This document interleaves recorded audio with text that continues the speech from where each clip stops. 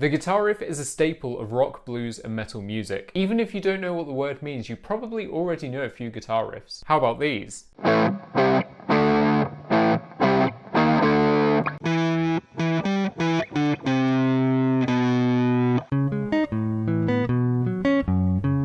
All of these are iconic examples of riffs, but what exactly is a riff?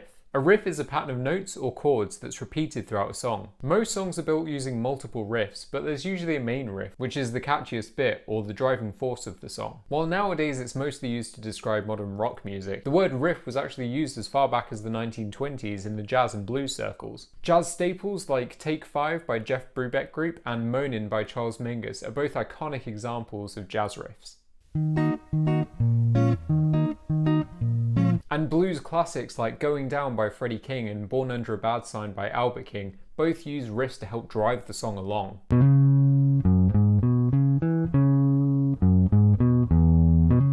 But the idea of a repeating musical phrase is nothing new. Back in classical music, this idea was called a motif, and it can be found even further back in traditional folk music. In pop, hip-hop, and electronic music, this idea is called a hook. Riff is just the word that's stuck for guitar, and no one knows exactly where the word came from, at least Google doesn't. But the idea that makes the most sense to me is it being short for a refrain, which is just another word for a repeating musical pattern. Okay, so that's what a riff is, but what makes a good riff? Plenty of guitar riffs have been written over the years and lost to the ages, so what makes the legendary ones stick out? I sat down and listened to some of the most iconic guitar riffs of all time, and found that there's 3 common traits of a good, or at least memorable riff. They're usually short, simple, and singable.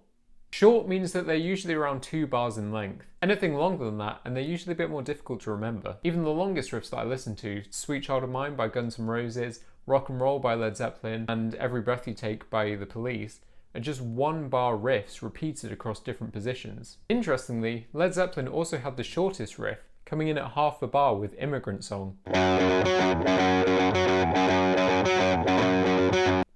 Same with Walk by Pantera. By simple, I mean that there's not a lot going on, it's not too busy. Let's take a look at Seven Nation Army. Would it be as iconic if it was written like this?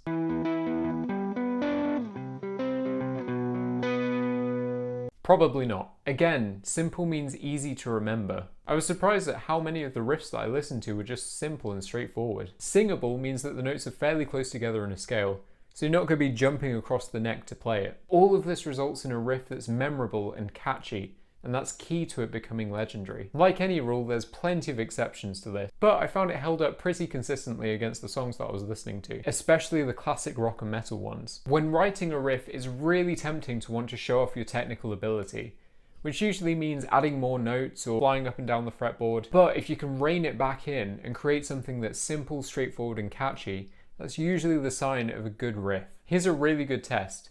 Can you imagine the riff being sung at a sports game?